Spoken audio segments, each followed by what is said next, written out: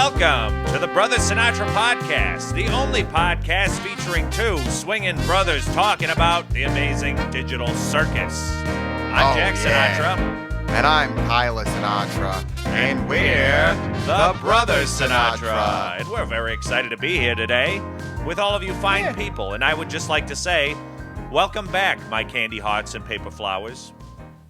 Yeah. Just a That's normal very thing nice to of you to say. Yeah, you know? Normal thing to say. Yeah. Normal. So, listening to this couldn't be easier, Tyler. All you got to do is go wherever you get your podcasts. If you don't listen to podcasts, Spotify. I don't know how you're hearing this right now. So yeah, how are you doing it? If how are you even If here? you've never if you heard a don't listen to podcast before, how are you hearing this? You know, huh? You got the think about Spotify's, that. you got the YouTubes where we're putting up the podcasts. Even Putting you it got Apple Podcasts, you got Amazon. I mean, there's a lot of places. There's also like way more indie. You know, they're a little bit more trendy. They're a little bit more hipster, you know? Yeah. I imagine everybody there has got like a a tweedly mustache and, a monocle or something because it's very off the beaten path, okay? So Better watch go to out. wherever you get those podcasts and then also follow us on the Instagram, the Facebook, the YouTube, do the TikTok. All right? Oh, yeah, TikTok. TikTok's We actually fun. started TikTok late. Turns out we have a lot more people following us there. I don't think they're much We don't know interested in why. our music. It's mostly, No, they don't care. the we're doorbell videos and whatnot. But, Yeah, we're doorbell happy to have videos. them. I'm not saying we're not. But No, in I any case, like the doorbell videos too. So Oh, sure. I don't know. I mean, it's they're fun. It's a fun thing to do, We do a lot of Fun. gigs. We haul a lot of Do gear. a lot of gigs. We haul a lot of gear. It's a fun thing to do in between hauling the gear. Yeah, have a lot of we're hauling the gear at the conversations. same time. Sure. Yeah, but it's also a fun little. Two You're getting birds, a one glimpse into stone. our real lives. Yeah, exactly. And, if you want to catch up on our real lives, you can always go to veryentertaining.biz. That'll go. It's .biz because we're a business. Absolutely. And it just has a bunch of buttons. It'll take you to, here, I want to send you an email. I want to inquire about maybe a performance by two brothers, or I want to see where you're Or going maybe next. I'm interested in booking you, but you Sure. could email us about that too. Yeah, you can email us, but there's also a little form you can fill out. It's so easy to get into contact with us. It couldn't be easier. So easy. Just It leave couldn't be. a rude comment. You just, I mean, that's one way yeah, as well. honestly, that is one way to do it. I'll see them. I see all the rude comments. He does. I don't respond Only the rude to ones, many of weirdly. them. They just, those are the only ones that give you a literally- notification. I seek out the ones that are mean. Yep. You're not supposed to do that. No. But it is what it is, Tyler, because, we only play our own distinct archetypes, and that's just kind of part of your thing. That's just kind of my thing. It's not my fault. I fell into the machine, Jackie, Yep. and that's just where we are. And where we are is Amazing Digital Brothers time. Okay, that's us. We're the Amazing Digital Brothers, because before we were doing Two Brothers, One Piece. Now we're doing the Amazing Digital Brothers, all right? Yeah. Now, Imagine the Amazing being Digital two Circus Digital here. brothers. Tyler, you know a lot about the Amazing Digital Circus, but I'm almost caught up with you. Whereas with One Yeah, Piece, you're almost. still like 1,000 episodes beyond me. Yeah. On Amazing Digital Circus, gonna I'm be only a- 2 behind at this point because we're Right, yeah. doing 5 and 6 There's today. not a lot.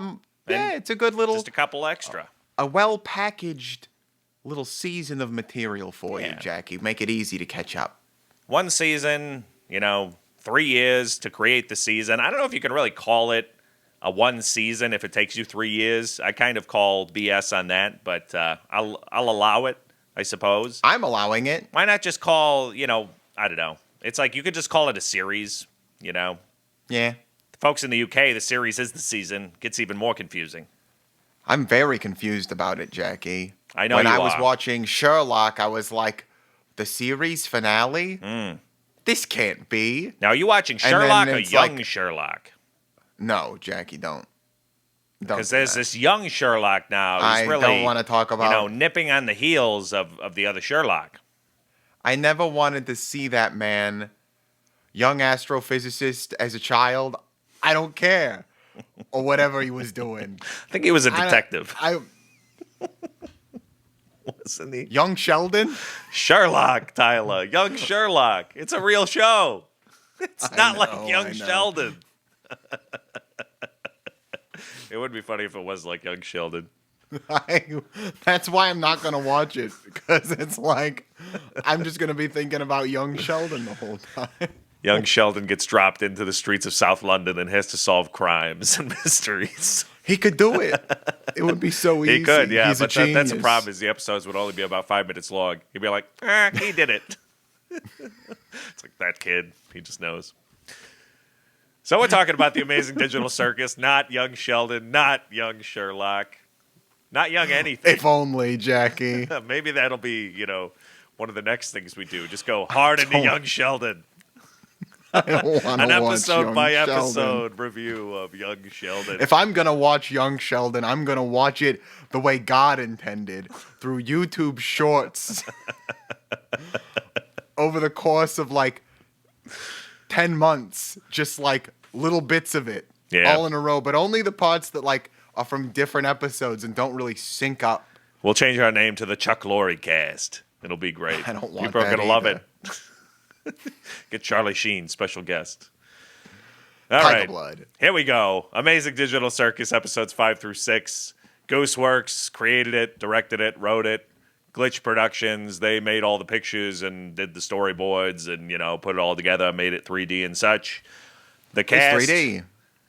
well, we might when we kind of get closer to the end, maybe we'll do another cast review. I just don't want to do that every single episode. We don't. The cast is doing a great job. I don't see them as people. I just see them as their character now. So if I were to see them on the street, I wouldn't really know who they are. But if they start doing the voice, I'll be like, oh, hey, Kinga, what's going on? And I hope he's, really crazy in real life, because it'd be very disappointing to me if he's in any way cogent, even the voice actor. Yeah, he better be crazy. Now, I've been watching this on Netflix, but there's only one more available on Netflix. I'm going to have to jump to the YouTube for episode 8 when we get there next week, so it'll be a split experience for me. And these were released, Tyler, not more than a year ago at this point, so we're really kind of getting up to date more or less. The first one was released on June 20th of 2025, and the second was on August 15th of 2025. So these came in pretty quick succession, and I think we've kind of lucked out the fact that we've been doing 2 at a time, because, again, these share a lot of, DNA between them. There's similar, there's even kind of one-off characters that are in both of them. Come back. There's the whole, not a love triangle, but, whatever friendship triangle that's happening kind of goes across these 2 episodes. So a nice little arc. And the first one is pretty brief. It's on the shorter side when it comes to the episodes, but the second one I think is the longest that we've seen so far. It's a solid half hour. So they're still, light more or less, but man, these things are packed full of detail. These 2 in particular, and I don't know if it's just it's ramping up, but there's so much stuff to pause your screen, try to read, try to look at different pieces. There's little things where if you're looking down at your phone, you're going to miss something, because something will pop up for just a couple of frames. And there's some things that are there that I'm not sure if they're important or not, but, I'm taking note of a lot of these. So I think we can get into the spoiler section and go to our Sinatra summaries for these 2 episodes. Tyler, go ahead and do your summary. My succinct summary. That makes more sense as a summary. Our digital friends continue their journey with a series of their own suggestion box adventures. Some chaotic, some relaxing, all vehicles of character development. Then, in anticipation of the Favorite Character Award show, Kane gives everyone guns and they shoot each other in teams of 2. Correct. Learning a little bit of something along the way, I guess. Yeah, some of them do. Yeah. For the most part. I guess. Yeah. Sure. I think we learn more about them than I think they learn about anything else. Yeah, I'd say. So, Untitled is the first episode. Kane uses the suggestion box to take the crew on a series of adventures where democracy mostly dictates what happens and how long they stay in each one. While stargazing on one of the more chill adventures, Jax and Pomni have a moment after Ragatha is insensitive about Jax's old friends, that are still unnamed, with that dynamic kind of continuing through to a noir bar adventure where the crew discuss their past a little further. We hear about kind of where everyone came from for the most part. Finally, the group plays Kane Rules softball against evil doppelgangers, and Ragatha worries about the new bond between Jax and Pomni. Kane suddenly ends the adventure, upset that everybody liked a lot of those better than his ideas, and Pomni and Jax get closer to Ragatha's chagrin. And then they all get guns. While busy preparing an award show for the favorite character, Kane distracts the crew with a multiplayer team gun battle where everyone gets 3 lives. The teams are Pomni and Jax, wherein Pomni leans into her evil side, Ragatha and Kinger, Ragatha still fearing rejection from Pomni, and Gangle and Zubul, who continue their bond that started in episode 4. Team Evil wins, but Jax rejects Pomni's friendship, probably due to unexplained past trauma. At the award show, Pomni reconciles with Ragatha. A lonely Jax has a panic attack in the bathroom, and a disappointed Kane announces callback NPC Ming as the winner. In a post-credits scene, Kane glitches out after realizing he received no votes. So, oops. I think those are my shortest summaries so far, to be honest with you. Yeah, Jackie, it was short. I was like, I was going to do the thing where I'm like, oh, that took so long. But honestly... yeah, not too bad. There's a lot of little details, but they're not... a lot of them aren't critical to the story, and especially since we have... the first one is more or less an anthology of, all these different... yeah. Part of me, I liked the episode, just to like kind of give overall thoughts. I really liked episode 5, but it also made me, feel a little bit of loss that we don't have an entire more anime adventures. Episode.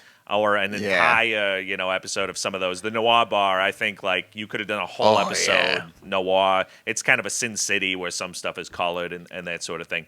So if we're fading into our overall impressions, I totally agree with you, Jackie. It's that's why I think it's so strong. It gives you the taste of the thing that I think I've been wanting the whole time, which is to see a series of adventures that they go on, but they give it to us quick. I do wish there was more.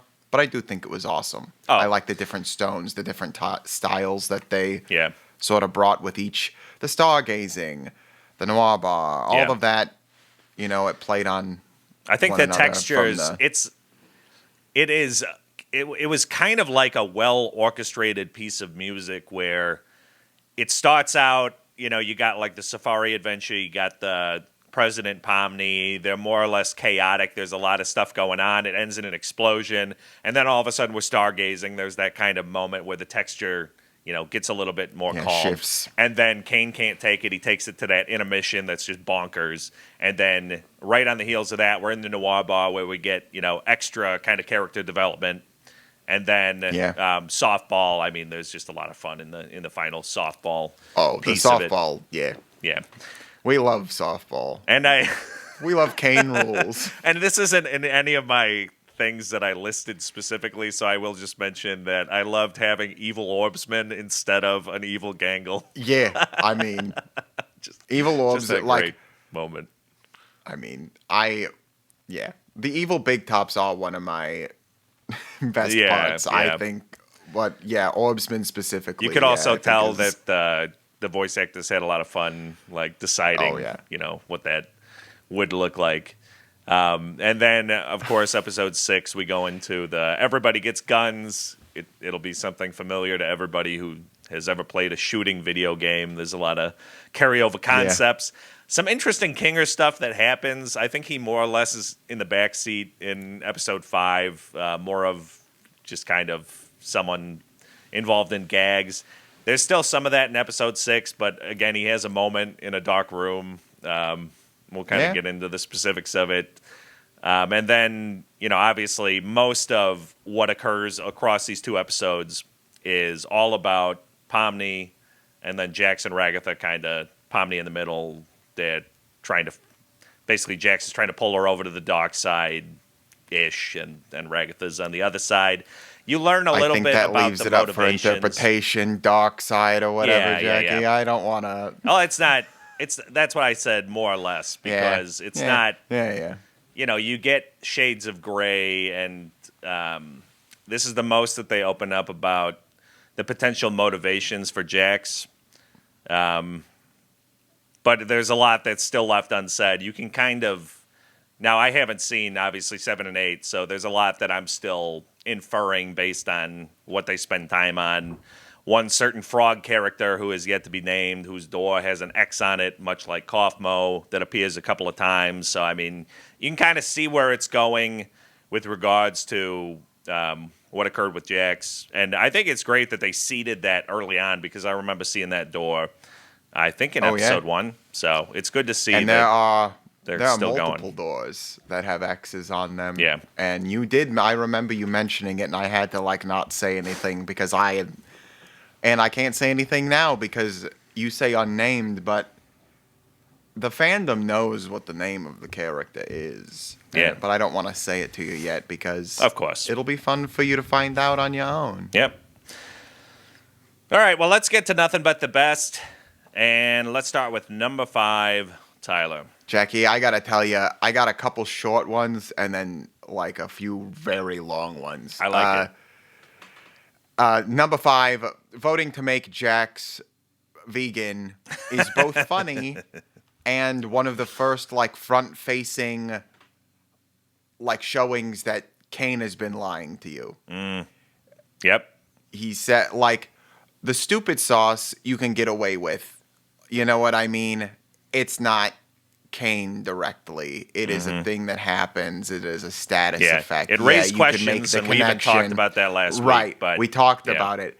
This is, I give you the option to vote on things, and then I change them. Yeah, and it turns out the votes don't really matter because, and when he gets bored, he just changes it anyway. He just changes it anyway. But Jax has a moment there where he's like, wait a minute.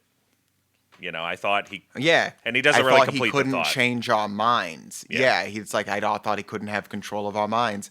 And this is, for the audience, I think, the first definitive, actually, he absolutely can. If you hadn't picked up on it before, now you know for sure that he can just do things that he said he absolutely couldn't do before. So we don't know the full limitation of what Kane can do, and I think that's a very fun way to have done it, to make Jax a rabbit vegan. So, I don't know. I think it's fun. Very good device. 5th best part. Yeah, they make him a vegan. It's funny how they carry that through the rest of the tasks. And then right when he's not a vegan, he tries to eat the evil version of himself, which I thought was funny. Yeah. Yeah, the whole... Unfortunately, that also kind of shows how nobody's really on Jax's corner. So that whole democracy kind of showed you where the room was. I think maybe a missed opportunity with that. They could have done a few more votes, because I kind of like that aspect of it when they would show the votes popping up on the bottom of the screen. More votes. I think there was more fun democracy. To be had there. This episode, just while we're talking about it in generally, it really, because we've been talking a lot about comparing and contrasting this with something like Rick and Morty that has similar existential themes at times. And this was like the interdimensional cable episode. Yeah. You know? For sure. So the only thing is, like we were saying, I wish this had been a little bit longer. They'd gone to more places. Or, you know, this also just points to the fact that each of these could have been, you know, their own thing. That's the one challenge I have with the show in general is I so appreciate and love the fact that they are so dedicated to this arc and telling it in this succinct way. But it would be so much fun to just spend more time in, like, a lot of these adventures in general. So. Yeah. And honestly, at a certain point, it's like I don't even know if it would be better or what, like... I like it so much in the way that it is that the craving is maybe that leave them wanting more sort of thing. Yeah. And would it be better to have multiple episodes where they're on full-on adventures where we're just along for the ride? Maybe, but another part of me is like, if you saw that, maybe some of the magic would disappear. Yeah. I don't know if you would find it. You'd say it's filler at some point. At one point, you'd be like, this is unnecessary. We don't even need this. Mm-hmm. Instead of saying, I wish they just told me a little bit more. Please, give me more. And we'll see where we end up by the time we get past, you know, we've seen episode 9. We can kind of judge the series as a whole. But, I mean, this is a perfect thing. We were talking about old school video games the other day, and I think this is the perfect thing that you could give to Rare Studios. Make a platformer with the Amazing Digital Circus, give it role-playing elements, and, Let me have it, let's Rare. go on all the adventures, we'll jump in, we'll do it, okay? It doesn't have to be, a pure, just episodic storytelling. Let me jump in. I want to do Mildenhall Manor and all that stuff. Let me play the game. So my number 5 is Kane Corner. And this is actually probably going to be my longest. I'm just going to rip through some of the Kane moments. Because, every time Kane is on, it's hard for me, honestly, looking back, if I'm honest with my awards, I think Kane could win every episode or every set of episodes. Yeah. Just because everything Kane says is either bonkers, funny, or is kind of reprimanding Bubble in a way that just makes me laugh. So, I will say also... You swear now? I'll say also, before I just get into some of this, that Bubble kind of made a comeback in these 2 episodes. Bubble was more a part of things, and I like having Bubble's back Bubble in the doing mix. stuff. Bubble was, working the camera. Yeah, that whole you swear now. Bubble, it's like, you should be on the effing beach. Or whatever. Yeah. You should kill have yourself. a You should effing go beach party. Yeah, that's right. So I kind of started off with this one, but right when everybody comes back from an adventure that we didn't see where they were clearly underwater and it looks like Pomni drowned, he says, "Welcome back, my candy hearts and paper flowers." And then shortly after that, he's talking to Zubul, who did not go on that adventure. She's reading a magazine that is about your different parts or something. Yeah. And he says, "Oh, Zubul, you mismatch cash piano. I'll tear you to pieces." Constructive criticism would be greatly appreciated. So he has a couple of those moments where he goes, he's talking normal, then it's right up to the camera, Yeah. very aggressive. Completely out of his mind, and then resets himself. Yeah, exactly. He's talking about all of the adventures they could go on before they get to the suggestion box thing. And he gives 3 options. He says, 1 where you all tour my amazing magic chocolate factory and get killed off one by one from OSHA violations. 1 where a sentient cardiovascular system goes to war against the United States military. And 1 where you have to survive in a post-apocalyptic nuclear wasteland with a telepathic talking dog who's mean to you the whole time. Which one would you choose, Great Tyler? ideas. Telepathic dog that's mean to you the whole time. It kind of sounded like Fallout, except the dog that you get can talk and is rude and can speak to your mind. It doesn't have to Dr. Dolittle style. I like it in the stargazing when Kane is talking to the Frisky Moon. So the Frisky Moon makes a comeback, and I like whenever they have a character for 10 seconds and then they bring that character back. And Kane is upset basically that they seem to be enjoying that stargazing more than his adventures. And he's like, "What should I do?" And that's when Bubbles like, "You should die. You should throw an effing beach party." Yeah.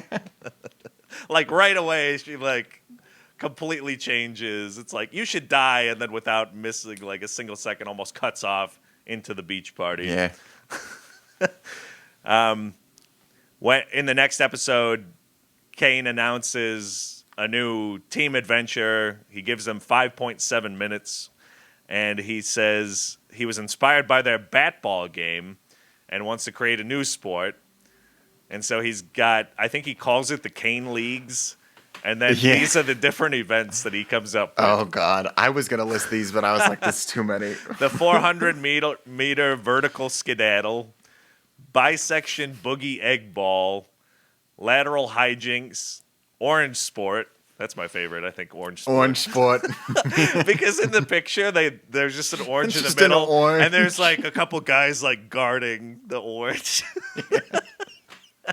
Ball run, walk ball, run walk, and ball ball. The ball one is so funny because the one has a bigger ball than the other one, and they're just looking at him.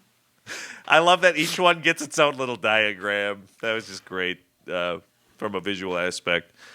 Yeah. And And Zubul says something. He's like, Zubul, why does all you do is complaining? I never know what you want. Zubul's like, we had a suggestion box for that. And then, you get a little Pomni Ragatha back and forth because there's that tension the whole time. Zubul, you really know what I want? I want the ability to have sex. And then Kane, glitches out. Completely resets. He does like a hobbit. Yeah. What were we talking about? Hello, Zubul. Oh, yeah. How teamwork is essential to making the dream work. And then he kind of carries on. And then this is where we get to the whole Ming situation. So Jax is already... I think Zubul says Jax is always screwing everything up. And that's when he says, you know what they say about assuming, that makes an ass out of you and Ming. And then Ming comes in, blue mannequin with googly eyes and a cap. And Pomni clocks that he just said ass. And then when Pomni says it, it's filtered. Yeah. But not for him. And then Ming comes in, hi, I'm Ming. And I don't really appreciate what your assumptions have done to my reputation. Zubul, you made a whole guy for that? Yeah. And then Kane says there's a lot of tension, so that's when he develops this idea for a trust exercise.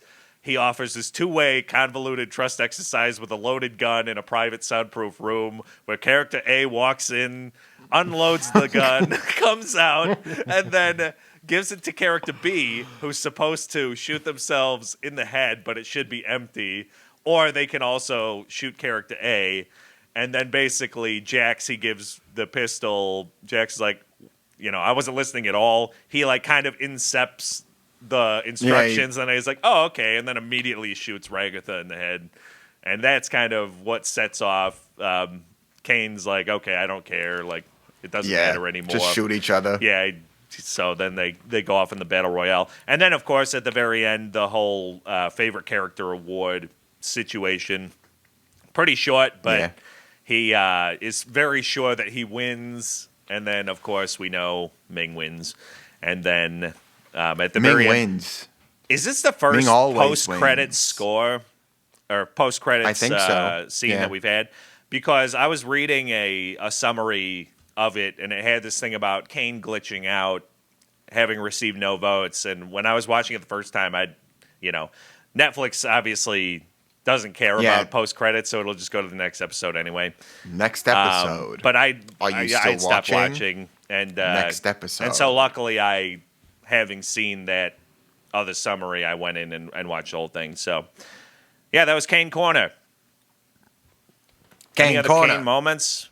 I mean, he was the announcer in the softball game. All the Kane moments. I like that he just didn't really understand the rules of softball. Wimmy, wab, wob, wazoo, whatever he says. That's 3 home runs in a row. Yeah, you have off-screen. Gangle apparently has a home run, and he's like, "It's because of what you said to me that really helped." But then the next batter, I think, is Ragatha maybe, and Ragatha hits the ball into the pitcher, and he's like, "Another home run."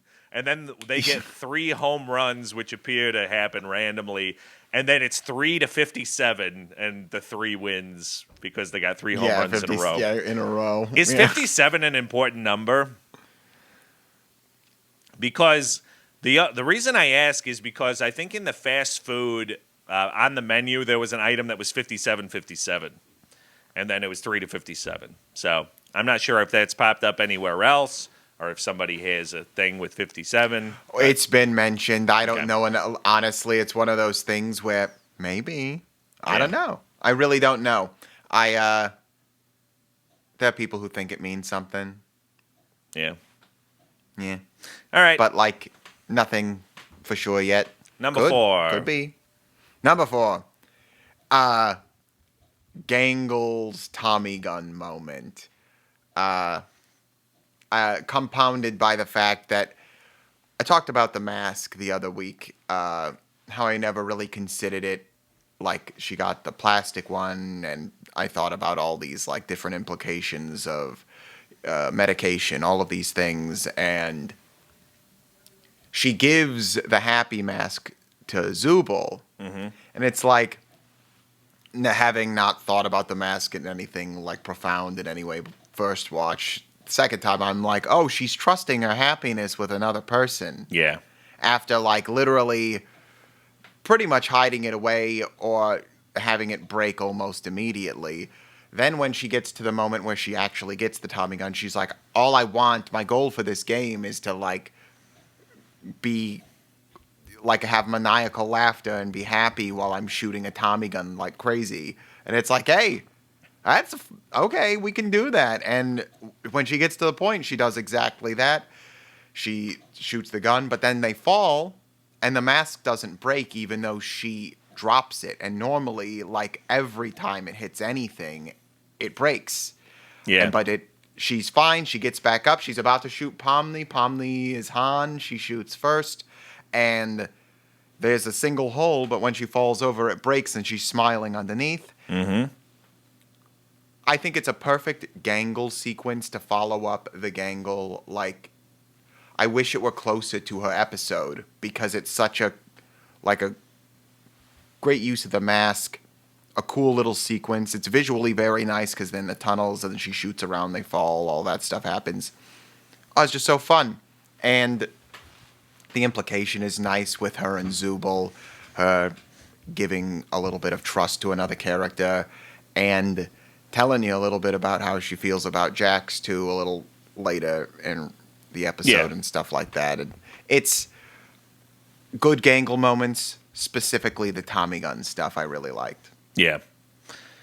Very nice. So I'll call it Tommy gun Gangle. The angle of the Gangle. The angle of the Gangle.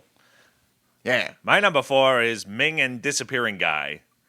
I just like when they have these mannequin guys that have little purposes. Yeah. And I love that Disappearing Guy had like 3 moments across these 2 episodes. Yeah. So the first time is when he comes into the Noir bar, I believe, and starts to order a drink, and then he just disappears. And it's another guy like Orbsman who was from a previous adventure. So they know who he is, but Pomni doesn't.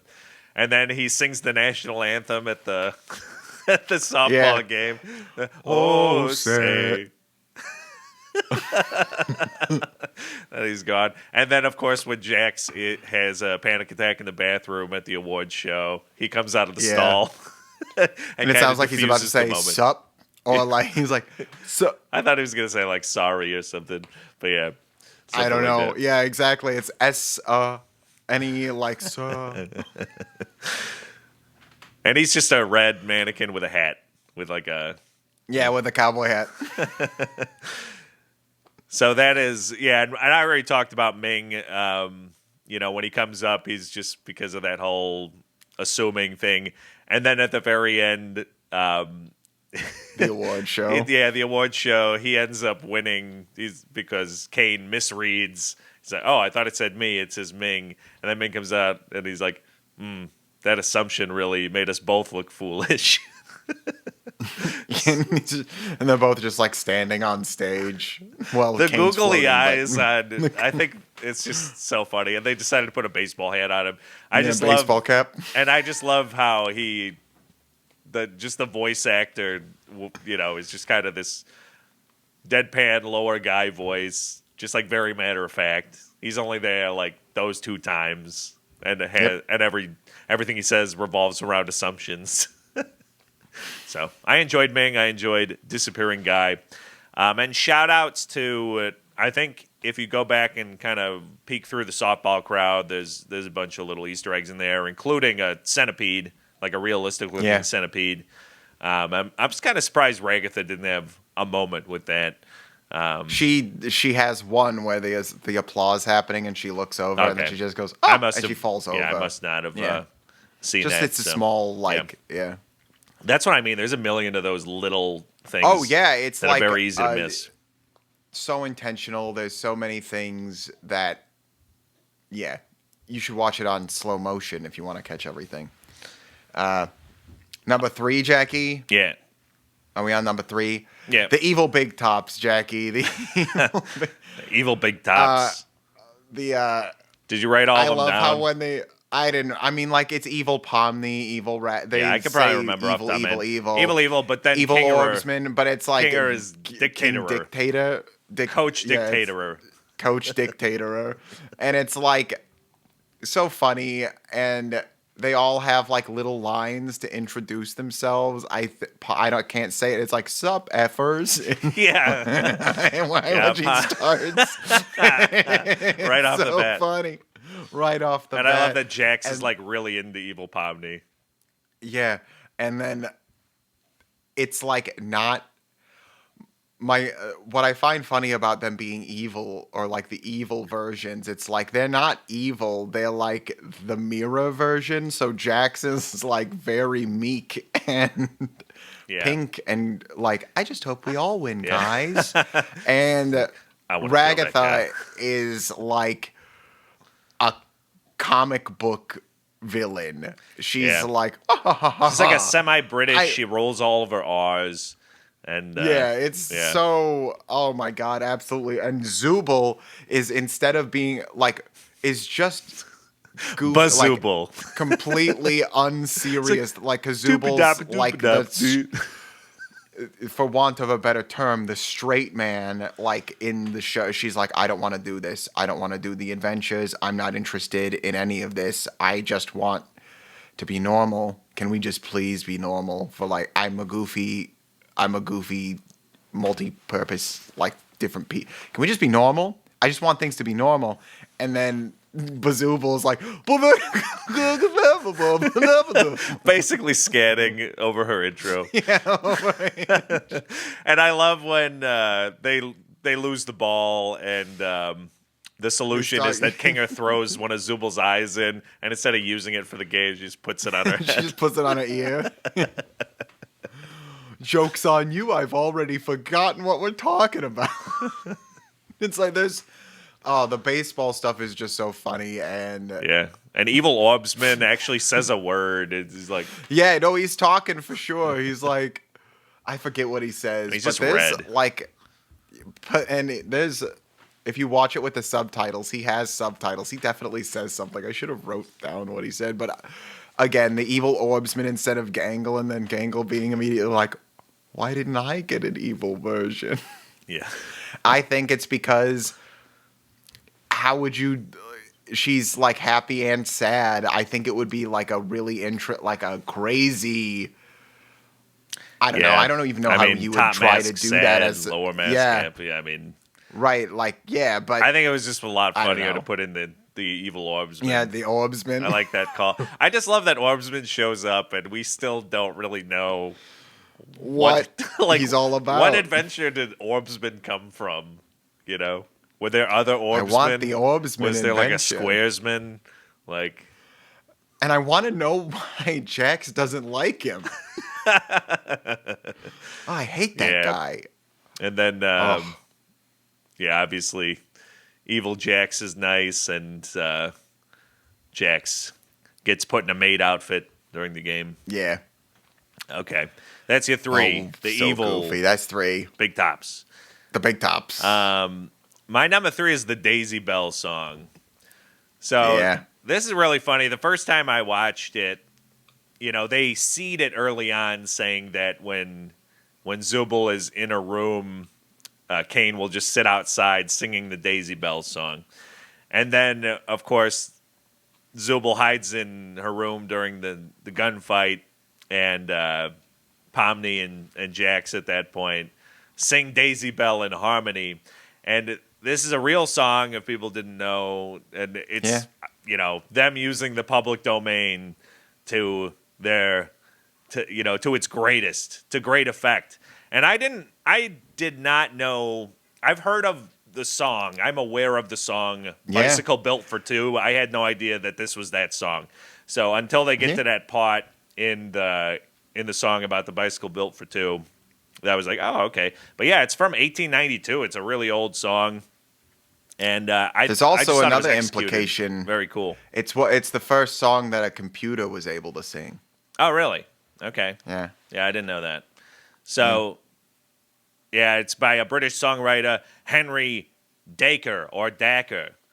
And basically it's Daisy, Daisy, give me your answer due. I'm half crazy, all for the love of you. And then it goes into the bicycle built for two situation. It was Inspired apparently by Daisy Greville, the Countess of Warwick, one of the many mistresses of King Edward VII. And like you just said, It's the earliest song sung by a computer. It was the IBM 7090 in 1961. So clearly, this is a reference to that. That makes a lot of sense. That's why you always read, the Wikipedia paragraph before you come on the podcast, because I would have known that just like you did. Before I said it? Yeah. I only knew it because I, YouTube Shorts, whatever. I get the Digital Circus stuff because I watch all the Digital Circus stuff on YouTube. So it's like, there's a creator, I don't know his name. I feel bad for mentioning something. He's like, did you own the Amazing Digital Circus? And then, they go off about different things. Yeah. Did you, just before we move on, in the President Pomni situation, did you freeze frame the character sheet that Kinger had? The character sheet? No. I tried to, and I read some of it, and it was like pretty much what you would expect. It just tells him, you're an assistant to the president and like this.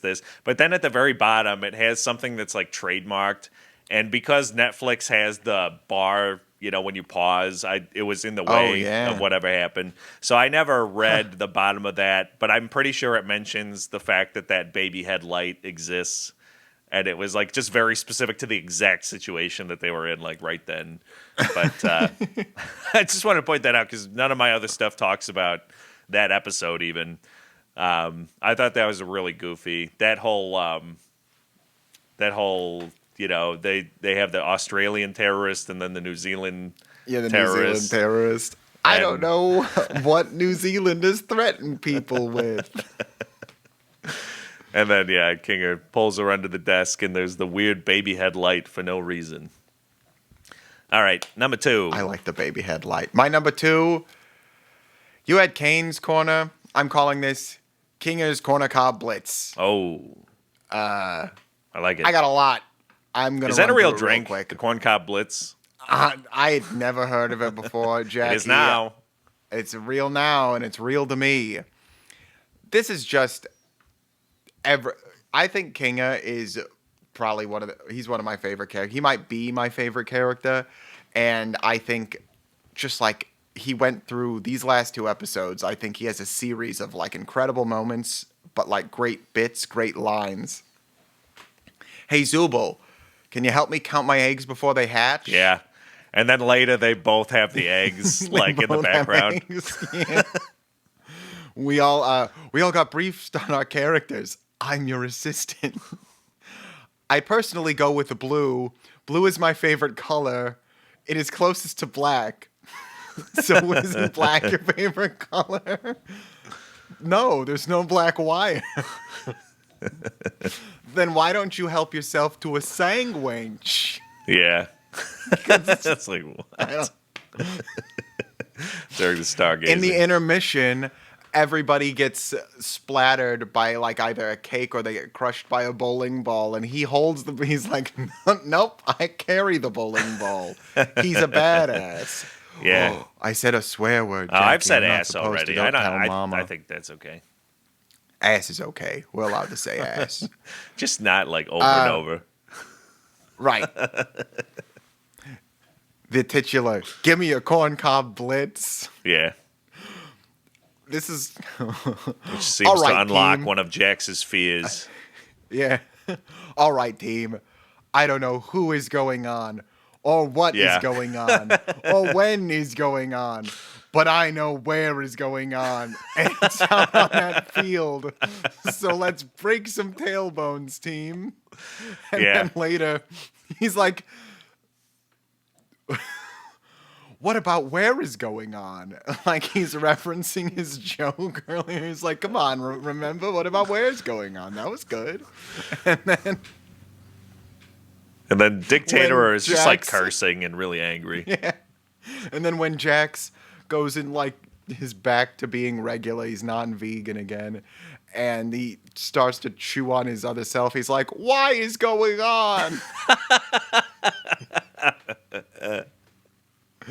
And then we get into the next episode, which he has some like really interesting moments. It's a butterfly. It can restore your health. Yeah. What, did Kane mention that?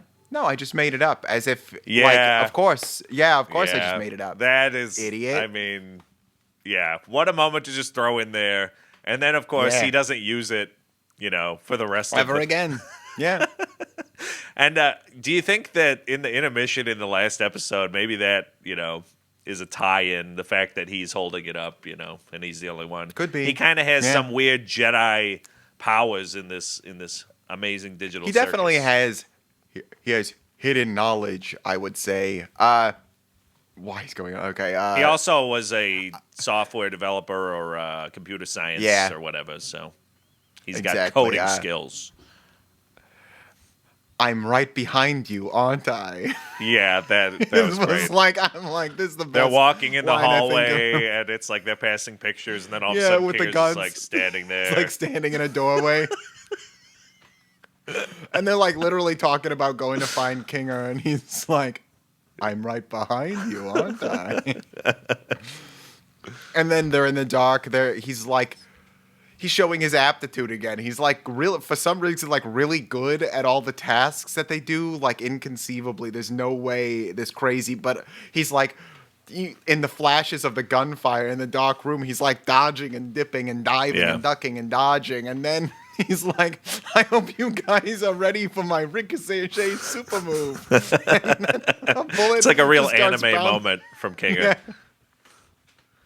And then he just ends up dead on the ground, and he pops back to the losers, the losers. Really good attitude. Dojo. Yeah, that he has an incredible moment with Ragatha where he says basically everything I wish I could say to Ragatha, except I'd be much meaner about it.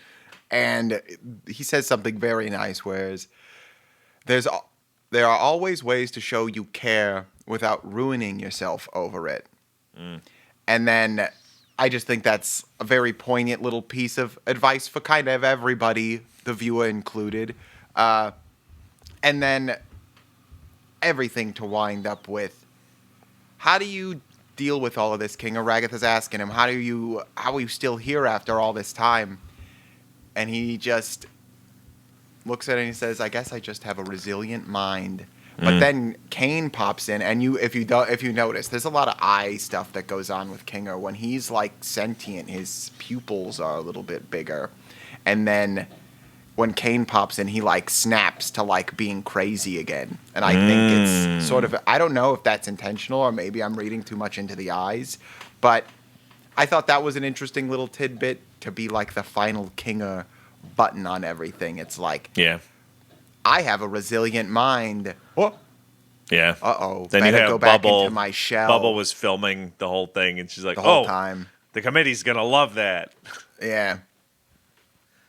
So that's your number 2? Yeah, it was Bubble, not Kane. Yeah, right. Yeah, that was my number 2. Number two for me. The development of Ragatha and Jax and the whole kind of tug-of-war with Pomni. So just generally over these 2 episodes, this was happening, and I don't think I appreciated how much they seeded all of this throughout the first time. So the second time when I went back, I saw how intentional right from the beginning. You've got this situation where Ragatha is kind of trying to be really nice. Jax is constantly negging Ragatha and trying to pull Pomni over kind of to spite Ragatha. And from Jax's standpoint, especially in episode 5, it seems very much like it is purely around, again, kind of hurting Ragatha. It almost has nothing to do with Pomni. Like, Pomni could be anybody. Okay. And that kind of comes to a head in episode 6 where Pomni thinks that they're actually sharing, they're becoming friends. She calls him partner, and he reacts in this really kind of negative way. Obviously, he's got this other trauma that keeps popping up as well. So we see Jax go from truly, he gets frightened at the corn. He gets kind of PTSD moments, especially when he's looking at the doors. there's that moment in the intermission, right at the end of the intermission, where it shows him running by that door as well. So they keep showing us the door with the frog. And you have these fleeting moments where Jax's eyes kind of change, but then you can see him snap back into his I'm the funny one or whatever that he thinks he is. Yeah, whatever he thinks of himself. Yeah. So he like constantly kind of puts on that face. And then you have Pomni kind of, in between. You have the moment with Ragatha and Kinger where, she basically, because I was confused a little bit at first on why, like, Pomni offers to be on a team with Ragatha in the beginning. And it's like, why doesn't she? Then Ragatha says, "No, I got." We'll get to that. But then, she talks about it with Kinger, and she says, this is, she's wishy-washy. Yeah, right. Yeah. And she knows it. And I don't want to get too far ahead. We can talk about it later because that's but a big thing for me. And then we also just learn more about at least Ragatha's past. Where she grew up on a wealthy farm or something and had an overbearing mother. And sounds sort of waspy to me. Yeah. And she's afraid basically that she is going to... I think the reason why she doesn't want to be on a team with Pomni is because she feels like the more that she does, she's going to continue to push Pomni away. Similar to how she feels like she pushed Jax away is something else that she says at some point. So, yeah. I think... whether you think it's successful or not, there was a lot to build up Ragatha, whereas before she has just been like pretty one note, and then she had the stupid sauce episode. So this was definitely something that the Ragatha character needed. We have some interesting things with Jax. Obviously there's still a lot that's unsaid, but we have to kind of just surmise what's going on with Jax. And then I think these were probably the best Pomni episodes where you see her trying out different styles, trying out a different... obviously, she makes a concerted, cognizant effort to go into evil Pomni mode and, play around with that. And then you kind of see by the end of episode 6, she kind of realizes maybe that's not for her, and whatever she was doing with Jax maybe isn't as real as she thought. She kind of has a semi-reconciliation with Ragatha, and that's kind of where we're left off with that. But we'll see where it goes in the next couple. So that's my 2. Jackie. Well, it's a perfect segue to my number 1. I want to give a couple of people their flowers. Lizzie Freeman, who voices Pomni, and Michael Kovac, who voices Jax. I don't think this show works if... I said in one of our little doorbell videos that Jax is likable, and a lot of people got on me about that. And I stand by the fact that he is likable. In fact, I think he might be the only truly honest character in the show. And I'm not saying I like him as a human being. He's terrible. He is like the character. I don't think he sees himself guy. as a human being. I think that's part of what explains his behavior. He kind of says that more or less. But as a character, if you're watching, like as an objective viewer, I'm looking at this as like from a story writing perspective. I love the character. The character is incredible.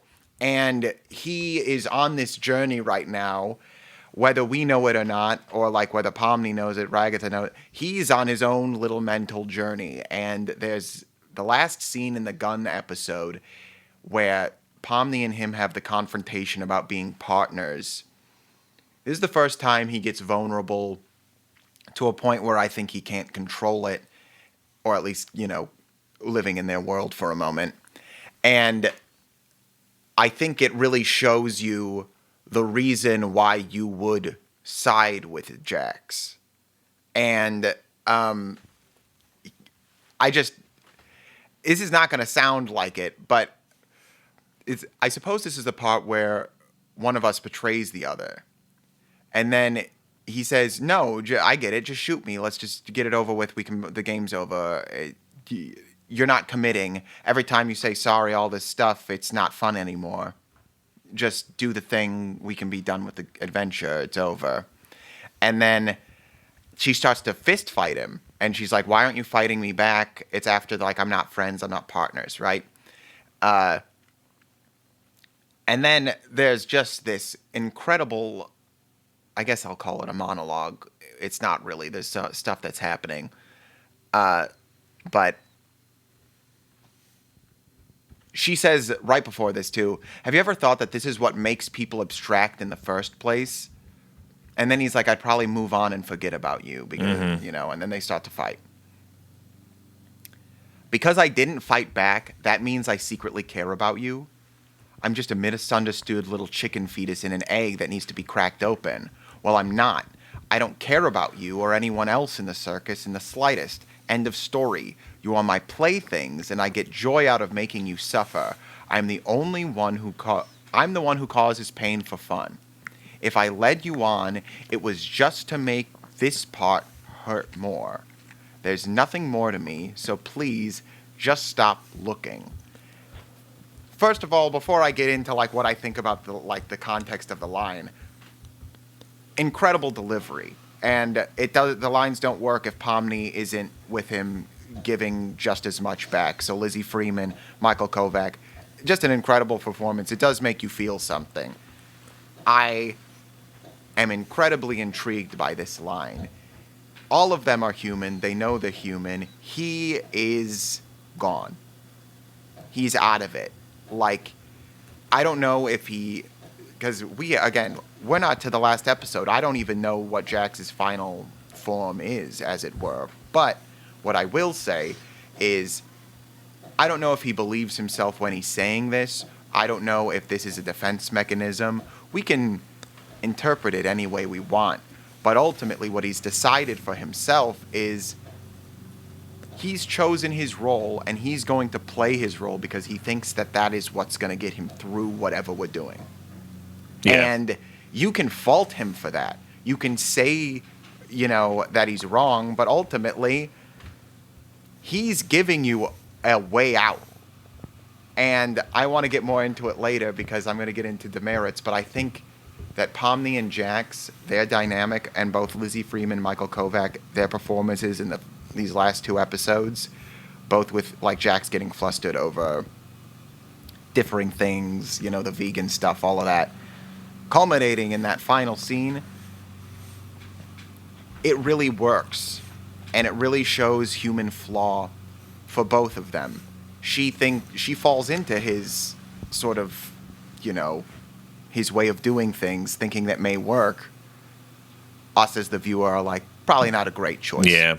If you really want to get out of the whole place. Because at the end of the day, she uses it as a way to get closer to him, and he's kind of not horrified, but he immediately is repelled. Yeah, he's not. That's not what it's about. And it's like but at the same time, it's like if you were viewing it from his perspective, you would have never tried to have done that in the first place because that's not the point. And it never was the point. And I just think it's such an interesting way to show, like, two humans. And I get, like, the Ragatha thing, too. But I think I have, like, a special place in my heart for the Jax Pomni thing. Not that I ship them or anything. I think their dynamic is what is ultimately going to break or open this whole world completely. I think they're going to either be the last two or, do you know what I mean? Yeah. Or like one sacrifices one for the other. Right. But, good one. I just think it's an incredible performance, and I'm glad these two are voicing these characters. There's a little bit of controversy about Michael Kovac floating around.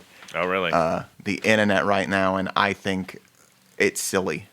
So, Michael, if you ever hear this, the internet's a weird place. Does Jax always have a tail before when they point out that he doesn't?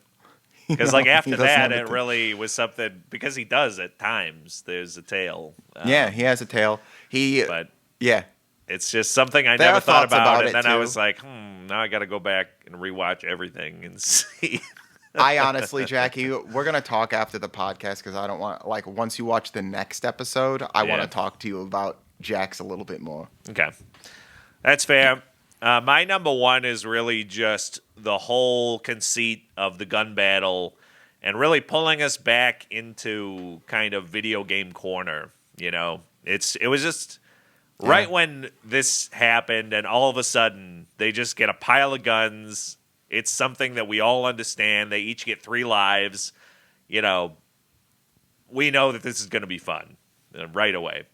And basically, I just want to run through some moments that maybe we haven't talked about, maybe step over some things that we have already said. But basically, Kinger finds a pistol. He says that the biggest concerns are Jax and Zubul because they're the youngest. That, actually, I had a question about. Pomni said that she was 25 in the Noir Bar. So does that mean Jax and Zubul are younger than 25? Apparently so. Oh, wouldn't that be interesting? But what does young mean? Because, I mean, even in the world, Pomni's obviously the youngest character if you're counting from when they get in. Oh, yeah, from when they get in. So are their ages just frozen? I don't know. That confused me, and you could just chalk it off as, like, that's just Kinger being Kinger and doesn't mean anything. But I was still thinking about it. No, he is I think he is actually indicating the ages, and I think the fandom agrees. So, I mean, they could have been like 23, 22. But it surprises me. Jax, to me, doesn't read as young like that. Zubul, I could maybe see, but even then, Zubul I saw as more of a in their 30s kind of situation. But I am clearly wrong. I made it up, the whole butterfly thing, and, that just opens up so many possibilities. It's like it does. Nutty Professor situation where he's just got such capability but no cognitive capacity to actually use it. Except for the one time where, and I mean, I do like that Ragatha, right before she gets wasted, is like, hey, maybe, make another one of those butterflies, but you can't find him. He never, remembers to do that for himself or anything. And nobody else is doing anything like that. So just a crazy moment. Pomni and Jax. Jax finds a revolver. This is when they have the whole their kind of initial extended dialogue where Pomni is at first like, oh, I'll just find guns for you. Jax says there's no point in taking the moral high ground because none of this is real.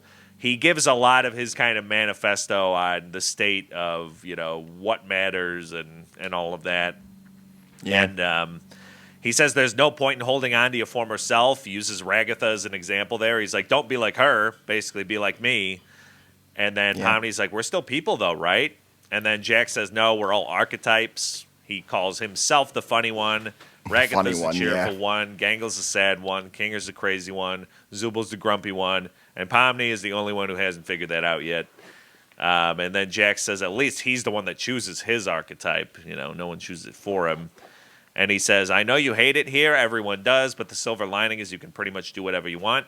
And then Pomni starts to use the gun more like a cartoon, which is then kind of mirrored at the end when she does that massive ricochet and taking down Zubul. She's combining. She combines something that she learned from Kinger and something she learned from Jax and does something at the end. She decides she'll be evil Pomni, and when she does that, her teeth get sharp every time she's evil, which I think is a funny little touch. She has a really, really cringe moment that Jax calls out, but I mean, geez, Pomni. Yeah. Super cringe. Oh. Just like, I don't know what she's thinking. Kinger sneaking around is really funny. He does like his little like slug worm. Oh yeah, he's like a tactical roll, and then he like falls. It's like the slowest tactical roll possible. He gets sniped by Zubul out in the open. Yeah, I wrote down the slow tactical roll. Jax and Pomni pursue Kinger and Ragatha. Jax shoots off Ragatha's hands, and then Pomni shoots her in her first kill moment. And after that, Jax is like, you're so cool. Ragatha has 2 lives at that point. She finds a gun with a bang flag, which, ooh, that's cruel. Kane, just putting in a gun that's not a gun. Jax vaults over the top of her, shoots her in the head from above. And then Ragatha's down to 1 life. Not looking good for Ragatha. She runs into a narrow hallway. Jax follows her, and Ragatha immediately, kind of word vomits at him. She's like, I know what you're doing with Pomni. It'll never work. Getting close with Pomni to corrupt her. And then she does the Bugs Bunny. She puts a finger in the gun, and it blows back on Jax. Yeah. Who now has 2 lives. I want to talk in the next section about some of the respawn logic within this thing, but I'll kind of sidestep it here. He pulls out another pistol and kills her right there. She's the first one that gets sent to Loser Corner, which is a seemingly underground room with a really high ceiling and a very large aquarium in the middle. Yeah, the fish tank is Thought it was just an intense. interesting little room. Yeah, and you got that whole, water kind of very soft light. Just an interesting choice for Loser Corner. And it has that big banner that says Loser Corner, which I like. Pomni finds Jax in the hallway. She says that she lost Kinger but took him down to 1 life. And then Jax is like, I lost 1 life, but down to 1 Kinger. And then we're with Zubul and Gangle. This is where I think Zubul and Gangle have a little heart-to-heart. Zubul tries to say, hey, we haven't found the Tommy gun, but, maybe this AK-47 would be a nice substitute. Gangle says she's worried that Jax will be mad that she didn't team up with him, and then he'll seek revenge. Yeah. Zubul says, you're a human, not his toy. They connect on the fact that they are the only ones with these pretty elaborate avatar gimmicks, and everyone else is more or less, I guess, humanoid, although not really Kinger. So, it's not like they all, but, whatever. And then Gangle's like, how are you supposed to like the part of yourself that makes you worse than anyone else? And Zubul says, because it exists. It's a part of you that's real. And then they, Zubul has an outstretched hand. Gangle takes the hand, heart to heart. Gotta love it. Pomni asks Jax about the corn thing, and he says it's because it looks like they're a bunch of eggs, and so Pomni says he might have trypophobia, fear of little holes, lots of little holes. They walk past still Kinger at that point. That's the I'm right behind you, aren't I? Yeah. Kinger dodges all their shots. He turns into like Neo from the Matrix. They follow him into a dark room. he's in the dark. They follow him into the dark room that's only lit up by when they shoot the guns, which is a really cool effect. That's a really cool scene. Pomni loses her first life from friendly fire by Jax in that scene. I hope you guys are ready for my ricochet super move. And then, obviously, Kinger takes himself out, goes down to Loser Corner. And he's really, still had a very good time. So he checks on Ragatha. That's when they have the heart-to-heart. She says she failed Pomni like she failed Jax. I try too hard to get on their good side, and then I end up pushing them away. She talks about Pomni wanting to be on her team, and then saying, no, why did I do that? And then Kinger's like, it sounds like you put a lot of pressure on yourself. We talked all about this talk in one of your numbers, Bubble Films, and then, that kind of breaks the ice there. And then we have Zubul and Gangle running through those colored tubes. That was like a McDonald's, play place kind of situation with Pomni and Jax in pursuit. Gangle finally gets that Tommy gun moment that you talked about earlier, but kind of shoots around the tube, breaking the tube, sending everybody to the ground. Gangle and Pomni shoot at each other simultaneously, but Pomni gets Gangle between the eyes. And then they're pursuing Zubul, who goes to her room to get extra arms, like literal arms. She puts, 2 extras, so she got 4 hands and ends up coming out with 4 guns. But first, she also finds some flashbang grenades. That's when we get the Daisy song outside the door, just a nice little musical moment. Jax remembers after that he has the key to the room. He gets immediately flashbanged, and then both of them get peppered with a bunch of shots, 4 automatic rifles that Zubul has. And then that sends both Pomni and Jax down to 1 life. Zubul runs off. Pomni says, trust me, partner, I've got this. That really irritates Jax, so that's the first seed that there's going to be some conflict after this fight and, after the gun battle. And then that's also when Jax sees the Kaufmo door and the frog door, which gives him the PTSD eyes. Pomni has one bullet left. She does that impressive gun spin sequence where the camera kind of follows her spinning guns. We get the bullet ricochet off of all the surfaces, which first disarms Zubul, then trips her up, and then Pomni and Jax are right there to kind of, give it to her and send it down to loser corner after Zubul gives them 4 fingers. And Pomni says, "We make such a good team." Immediately gets rejected. Pomni assumed they'd betray each other, but Jax is like, why don't you just shoot me? So he's just not giving her anything.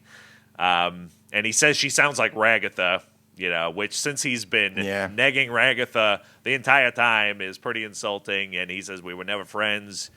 And then Pomni's like, you reach out to me, not the other way around. What would you do if I abstracted tomorrow? I'd move on and probably forget about you. And then Pomni says, you're not the funny one. And then tries to hurt him emotionally, then sets out to hurt him physically with fisticuffs. Jax asserts that he doesn't care about anyone, gets pleasure in their suffering, as we talked about. And then we immediately move to the favorite character award. So that whole gun battle sequence, it's the meat of the episode, but just all of the action, just some of the most fun that I've had watching. So it's a lot of fun. Yeah, I love that episode. There's a lot of stuff that happens. All right, let's get to Demerits. Did you notice what was on the guns? I didn't get that detailed on the guns, no. You said it earlier. I'll mention it to you because you've said it like in a previous episode. If you noticed, all of the guns had like CNA logos on it, or at least the pistols do. Okay. And then on the barrel they say Cain and Abel. Ah, okay. Yeah, that would have been good. See, I've been freeze framing a lot, but I didn't think to do that on the guns.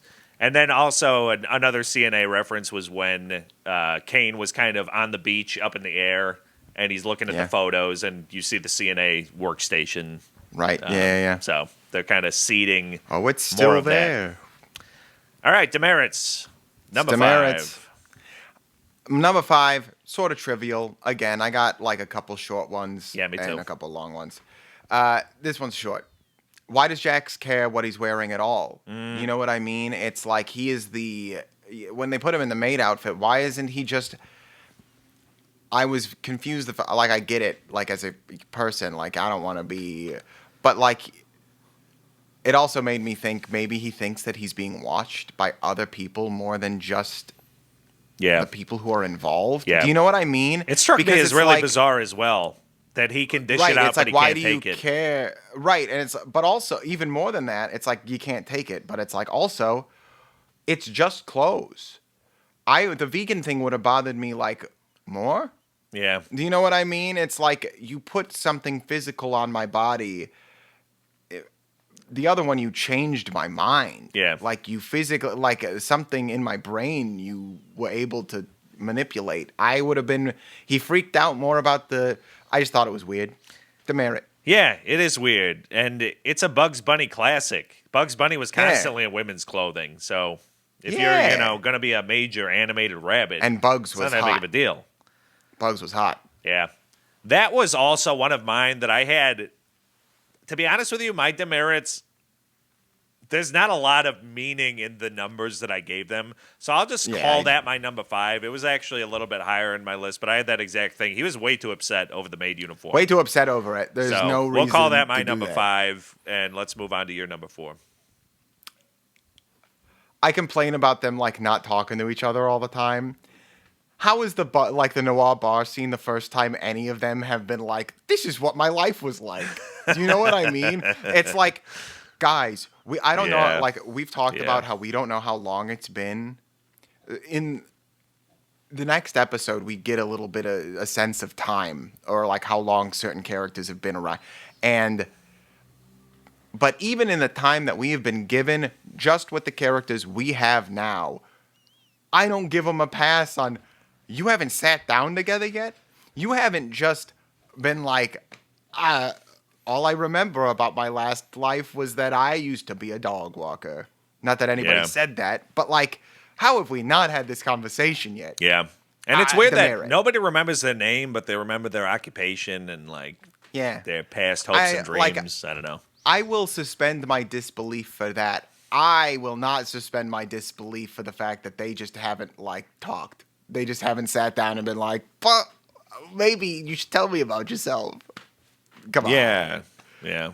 And then I get it for the sake of the story, but Pomni mentions Kinger's wife, and nobody really says anything except Kinger, who's like, "My what?" And then he immediately kind of, Right. Yeah. Okay. Yeah. Number 4, they don't talk, apparently. They don't talk. They have nothing but time and, Well, it's specifically about your backgrounds. It's specifically about what they used to do. Yeah. I have a whole separate demerit for, them communicating in general. Yeah. Okay. My number 4 is that Zubul could have easily won the gun battle if she hadn't just run off after she machine gunned everybody. She was right there, and I mean, it's not like the respawn stuff. Yeah, that's my next one. I can also kind of lump that in here, so that's where I'm going next is the respawn. So this kind of almost ties into it, but yeah, Zubul could have won. Yeah, just go and 4-3. The respawn. It's funny because at least once when Ragatha got shot, she at least moved 50 feet. But then typically, for example, with the Jax, when Ragatha plugged the barrel, he lost a life. He didn't move at all. He didn't. No, he just stayed there. He just was there and he pulled out another gun. So again, you could make a case that it's Kane that's bad at designing things and is terrible at creating rules. Exactly. But it seems I don't know if that's the intention of the creators. It seems like a pretty that seems like kind of a trademark shooter multiplayer thing that you die, you go to a respawn point. I'm kind of surprised that there wasn't more to that. And then this is not one of my numbers, but while I'm thinking about it, I think that I lost it. It doesn't matter. Oh, that's okay. I lose things all the time. Yeah. That was your 3.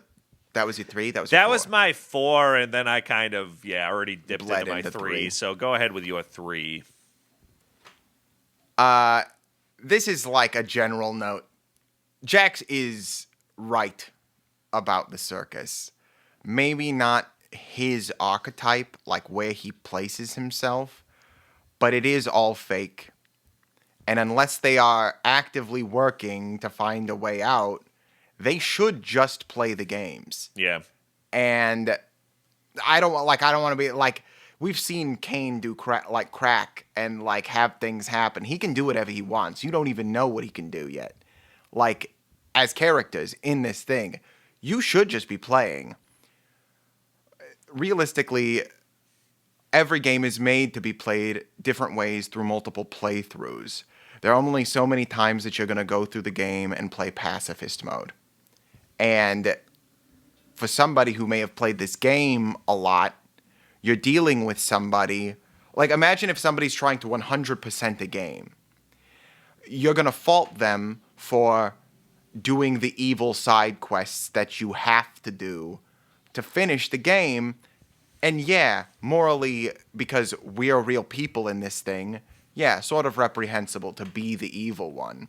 However, if you're stuck in a game and you think you're stuck forever and you believe it is a game and nobody is actively trying to get out of the situation you're in, all he is at the end of the day is what's known as in D&D as your murder hobo character. He is a guy who's not really in it for the role play. He's not really in it to play the game as intended necessarily. He's here to play the game. He knows the rules of the game. But he's here to mess with everybody. All he wants to do is you introduce an NPC, he's going to kill the NPC. You give him an opportunity to backstab one of the other characters, he's going to backstab one of the other characters. Why? I don't know. He's LARPing. But the other thing that I know about being in D&D or being in a situation like this with a person who's not going to roleplay with you is in the game, you have an equal amount of power as this person. And I have never had a problem dealing with a person who's a LARPer, a bad LARPer, while LARPing. It's like if they say, lightning bolt, lightning bolt, lightning bolt, I killed you, you say, I had a double triple magic shield. I don't, like, as much as people hate Jax and they're like, look how bad he's being, you could stop him by just doing exactly what he does, but with your flavor. Ragatha could come in, or Pomni, or Kinger, or Gangle. Gangle could come in and be submissive and be like, I have ultra submissive, do you know what I mean? And just, that's part of the game now. Because, okay, Kinger pops open this, the butterfly, right? I don't think that that's a coincidence. And I don't think that Jax pulling keys out randomly and remembering that he has a key is an accident. I don't think it's an accident that he pulls a key out on an episode where Kinger pulls something out of thin air. My point is, and having more knowledge, I might be stepping a little further into another episode, but we've seen that these characters have a little bit more control over what's going on. And the only person who uses it is the worst one. The only person who uses, like, who plays by the rules enough to have, like, malicious compliance is Jax. And everyone is angry at him. Nobody likes him, and that's proven with the votes. And as far as I'm concerned, it is just as much everybody else's fault as Jax that Jax is the way that he is. Because you could put him in check by just, like, you could not play with him. You could play so hard that he doesn't want to play with you anymore. There's, like, so many ways to stop a bad role-playing D&D player. And it doesn't have to come down to the DM. You don't have to call Kane. The players can deal with him. And the fact that they haven't and then blame him, I think that's a demerit. It's crazy. Demerit. You can put him in check, but you all choose not to. You let him do the stuff that makes him terrible. I think half of it is their reaction. It's like the classic thing where the best way to prevent, yourself from basically, and not really necessarily classic bullying, but if you have like an older sibling type of thing that picks on you, the younger sibling that reacts strongly, that's only going to lead to more of that happening. So it's like you do kind of have to stop giving him fuel. And so I think Zubal's probably the best at doing that because she's just so like, I don't care, whatever. Yeah, she's completely apathetic. And but every Gangle single time has he a big tries reaction. to neg her, it doesn't Ragatha work. has a big reaction, so he just keeps doing it because they react. And I think it is funny, though, because Jax is, the furthest down the humanity spectrum, but he's also the one that brings up, let's get something to eat. I want to sleep. So it's like these weird things that he's still kind of clinging on to that almost belie his other actions and words. Yeah. Interesting. Yeah, Demerit, Jax is right. Sorry. Controversial opinion. Jax is right. That was your 3? Number 3. Okay. What is your 2? Because My 2? Yeah, because I think I kind of lumped a lot of mine into... I dubbed this one the communication problem. And I've specified characters in this case because I did say, like, how are any of them, just talking about the backgrounds. There are multiple instances where Jax or Ragatha are vulnerable enough to essentially say everything that they believe to know about the situation that they're in. And you would think, regardless about how, like, they feel about one another, they would have, like, told Pomni or told somebody something to have given them, like, each of them are opposing sides in these, Ragatha and Jax. And neither of them ever give her a reason to, like, none of them give her a way out. They all know that she's trying to find an exit door. Nobody's, like, giving her the answer that she wants. And you seem to have, like, information, whether it's, like, there's absolutely no getting out of here, if you're going to survive, you have to either choose to be, like, and I think Jax almost gets to it, but it's not like he's flat out saying, hey, I've tried 4,000 times to leave. I'm being frank with you. I've stopped counting, and this is how I cope. I'm doing this because Ragatha is like, could do the same. I've tried 1,000,000 times to leave. Let me explain to you something. This is the only way that I can get through the day. You can't talk to Kinger. Gangle's the same way. The only person who I think actually gets a pass on, like, not explaining what their own goal is within the circus and then being just forthright about it to the viewer's character being Pomni is Kinger, because he can't stay sane for more than like 2 seconds at a time. Everybody else is like, all of them have goals. All of them like, Zubul wants something. Gangle wants something. But none of them say it. None of them tell anybody what we want and then how they're going to get it. It's always just like, Jax is terrible. Let's not go over there. Ragatha's annoying. We're not going to hang out with her. Oh, you're so lame. It's like very surface level. Everything is so like, you don't want to be like that. You want to be like this. But nobody ever talks about, like, who they actually want to be if they're going to be stuck here or if they actually want to get out. Yeah. And I think that's crazy. And Demerits. Yeah, and obviously it's all kind of made murkier by how in control is anybody actually over their mind at any given time. So it's like, is there some kind of a blocker for some of that? Could be. Type of stuff. And then all of my demerits would be void. Then I wouldn't have... Well, we'll have to wait and see. This is one of those things, though. Like, when I'm talking about all of this, I do think some of the demerits are sort of, like, also good in a way, because I am sincerely frustrated about, like, Jax. I'm sincerely...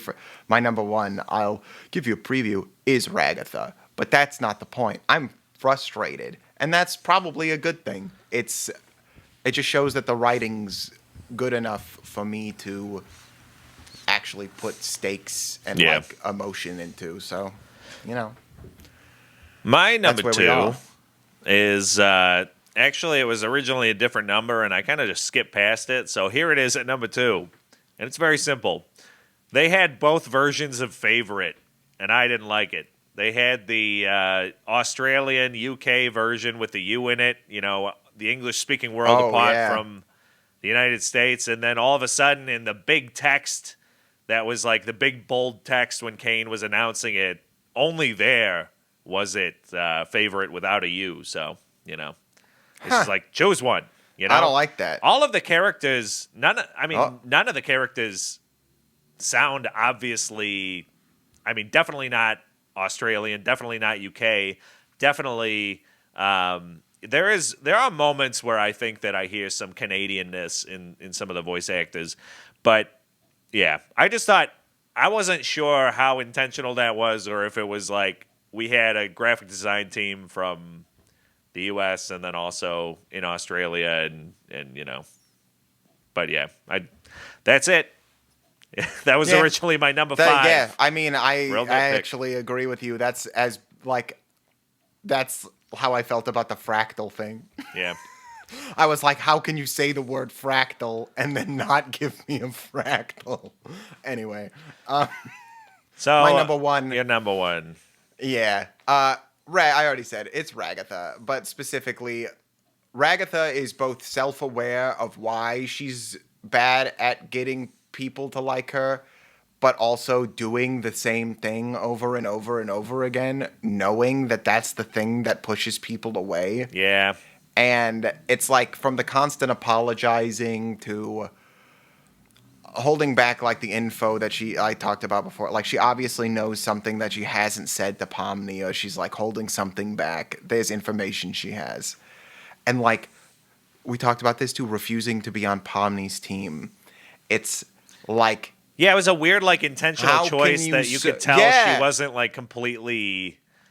She's just, like, playing too many games with herself. It's like, just do what you think. I don't know. Yeah, and I'm, like, the whole time I'm like... I was talking about goals in my last Demerit. If her goal is to get Pomni on, like, her side, or what she believes her side to be, versus Jack's side, what motivation do you have to act the way you're acting? Like, you have the conversation with Kinga, which means you have thought about it at least more than once about how you're pushing people away. The same way. Every time I try to get too close, and that makes them... Meanwhile, you're watching Zubul, who is, like, the most apathetic, like, doesn't even participate. Yeah, doesn't want to do making any of the adventures. An incredible connection with a character who's been tormented for as long as apparently they've been here. And you can't get the new guy to be on your side. I just think, Ragatha, you gotta do better. Big demerit on you, Ragatha. You know what's wrong and you can't even... You've diagnosed the problem and you still haven't fixed it. Fix it. Do something. They're all gonna fall and it's gonna be all because of Ragatha. Everyone's gonna die. Yeah. You know, stupid sauce Ragatha spoke her mind, and it's like maybe she just needs to borrow some of that stupid sauce, stuff. It would have been funny if Stupid Sauce made a comeback, because Zubul did mention it offhand, like, hey, Ragatha, you got any more of that stupid sauce? It would have been funny if they did. And, it's in it. It's in the episode. It's in the award ceremony. Oh, really? When Zubul gets the Sailor Mouth Award, she's laying, and there's like a bunch. That's she's right. Like, what? She's the only one that gets like an honorary, a side award, in that ceremony. Yeah. That is great. I love the stupid sauce. I also think that made me think of something. She is the only one that got an award, and I think she's the only one that Kane wants to be friends with. Kane wants Zubul to be on board so bad. That's one of the funniest little threads, since Mildenhall Manor. Right, and I think that it's like, that's how you win. I just don't understand how, nobody else has been like, yo, Zubul's the only one who's got Kane, on a leash, essentially. Why aren't all of us doing that? Yeah. Anyway, what was your number one, Ragatha's Jackie? Mixed Signals was one of my things that I had kind of in my short list, so I think that's a good one. And for a while, before I watched these a second time, I had down that... Because I think in the previous set of episodes, I said that it still felt like some characters are underdeveloped.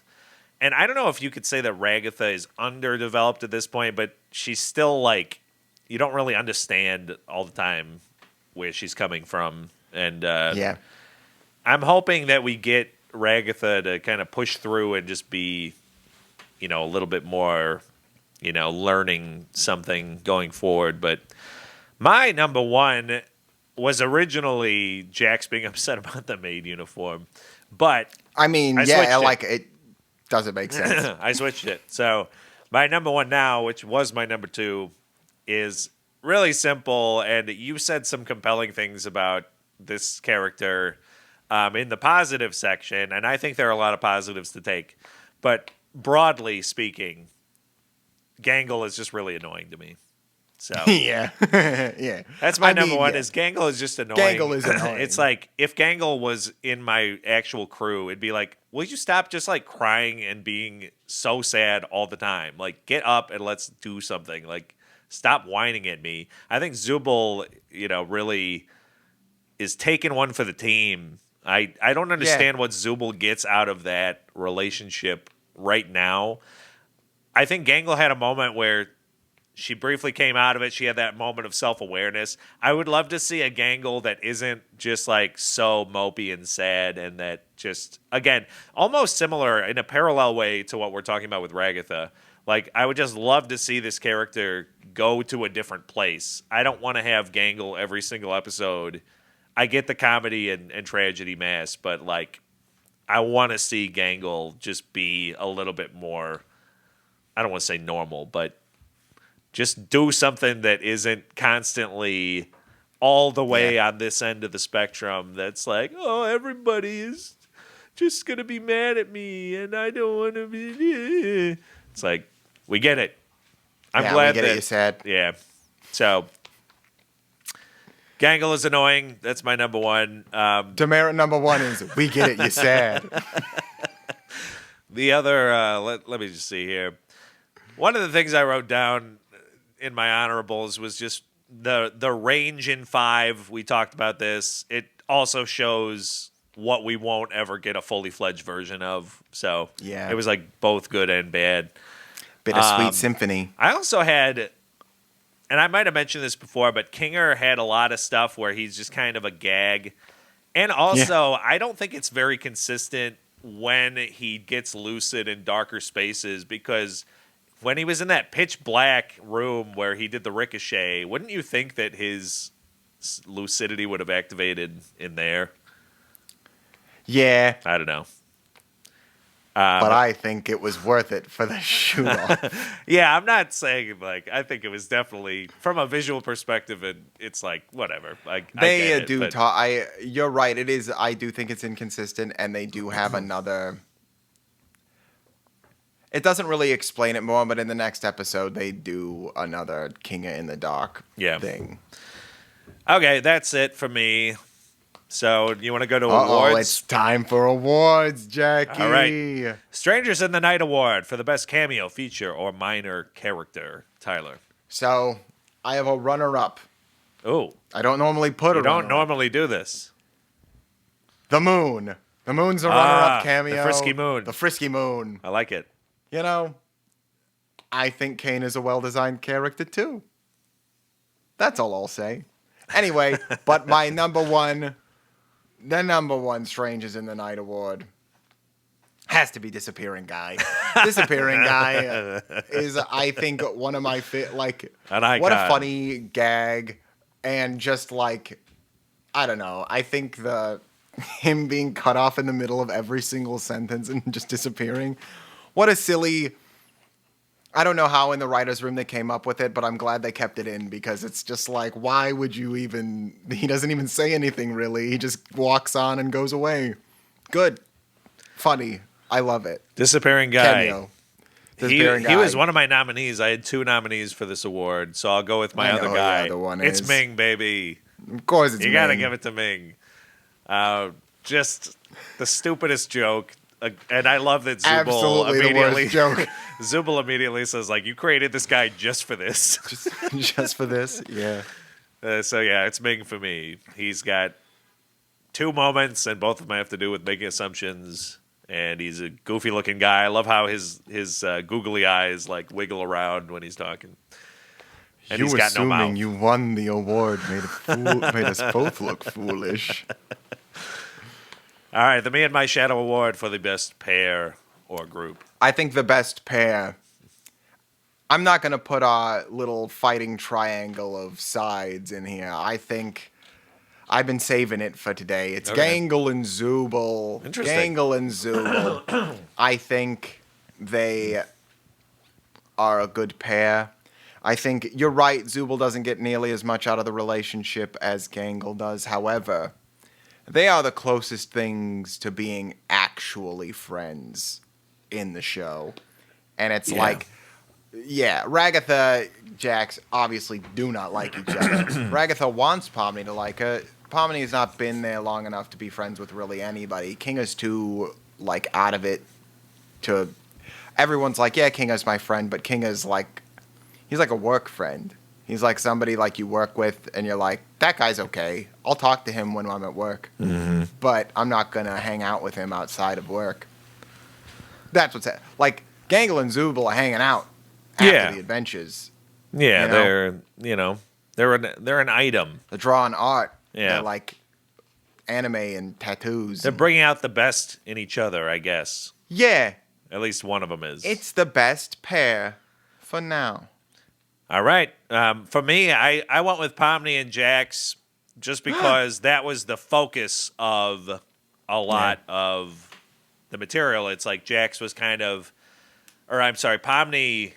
I never saw. It's funny because in the previous 4, I never saw Pomni as in Ragatha's orbit. She was kind of like the introduction that she had to the circus, where she was kind of clinging to her from the outset. But I didn't see Pomni as kind of with Ragatha until these episodes where they brought up this kind of duality of, am I going for Ragatha? Am I going for Jax? But Jax and Pomni spent a lot of time together in episodes 5 and 6. So I don't think that they're the most effective and loving and, that kind of pair. But as far as a pair that, when we're they watching definitely got stuff done when they won the shooting game. They were effective at the game, for sure. Yeah. I don't know if they're much of a pair anymore. I'm sure they'll have, some kind of a future in episodes 7 and 8. But they win my award. And let's go to the chairman of the board. Who won these episodes, Tyler? Well, Jackie, I want to say Jax. Oh. Because I thought you were going evil orbsman.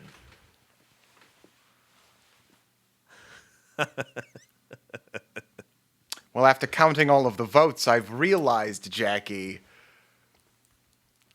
that the results were set way before we even started this podcast. Oh, no. The chairman of the board who won the episodes, Jackie, for you to assume that I was going to pick Orbsman, evil Orbsman, Jax, that made an ass out of you and Ming, because the chairman of the board is Ming. It's Ming, Jackie. It's gotta be I Ming. can't believe you did this. Only one. This is such a move that I should have done, and I thought about doing, which is why I put Ming in the lesser category. But I cannot deny that is a great choice.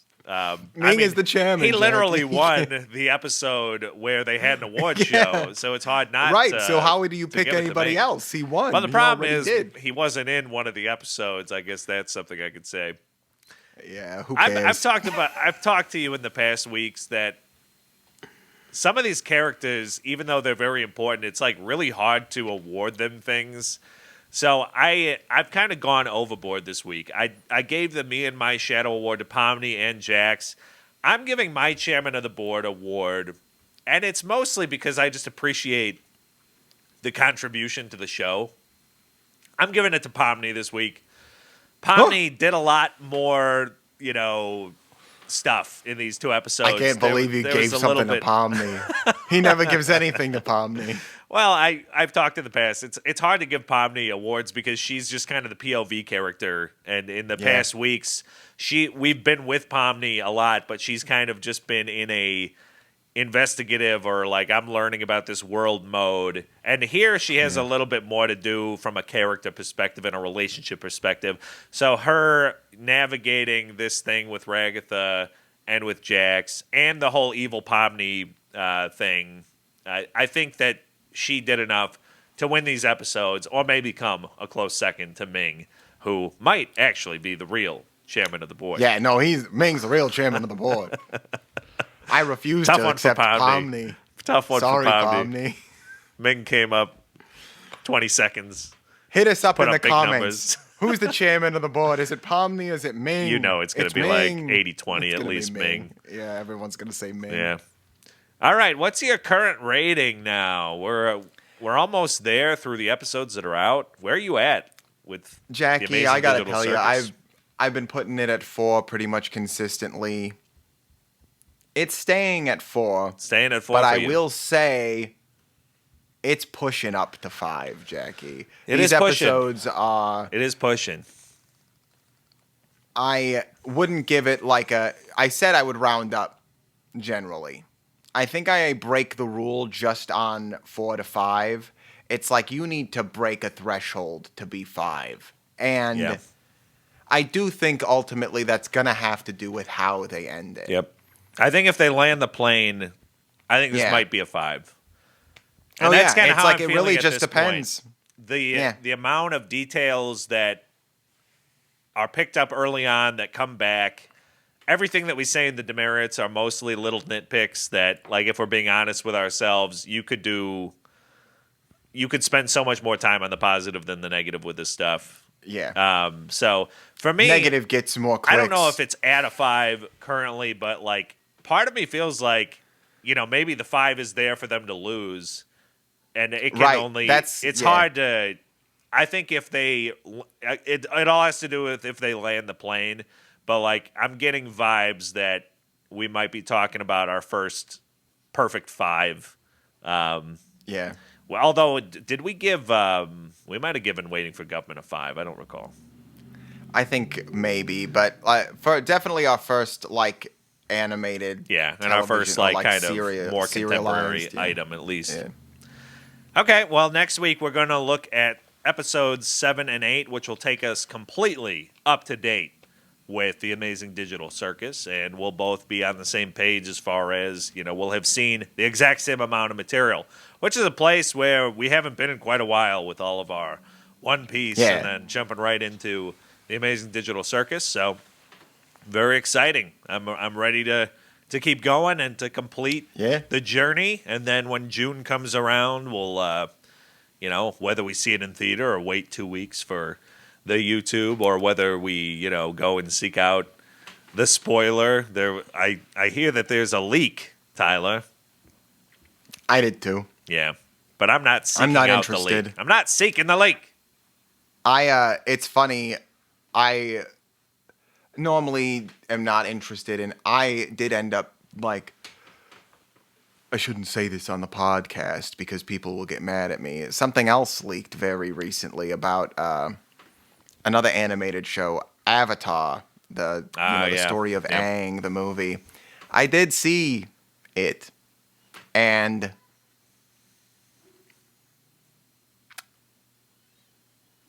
sometimes things leak. Remember when... Was it like Sonic's teeth? I was going to say, remember when Sonic leaked? And maybe they were like, hey, you should go back and... Yeah, maybe you should go back and change that. I'm not saying that the Avatar movie's bad. I'm not saying it's bad, Jackie. I'm saying that there's a point in the movie where I was like, maybe you should have made this just like another series. Because, wow, are we moving quickly through a plot that I think deserves more than just an act of 90-minute. Yeah, especially when Toph was played by Dwayne "The Rock" Johnson. That really took me that. out of it. Oh my gosh, I couldn't believe it. He was like, I am the boulder. But yeah, don't watch leaks generally, folks. I regret watching the Avatar one. It's not going to be. I would have waited. It doesn't. I don't understand that. It can't be satisfying. I understand if you're on social media and you can't help it, and you just see something that you weren't supposed to see. That happens, and it is what it is. But I mean, don't go seeking it out. It's more fun when you see it at the same time as other people in the way that it's supposed to be seen in high definition. That's what it's about. So, all right. Buy a ticket. Buy a ticket, folks. And thank you. Now I've got to buy a ticket to the Avatar shit. Oh, you got it. Because you absolutely do. I'm going to buy 2 because buy 2 tickets. Thank you for listening, everybody, to the Brothers Sinatra podcast. I'm Jack Sinatra. And I'm Tyler Sinatra. And we're the Brothers Sinatra. See us later. See us later.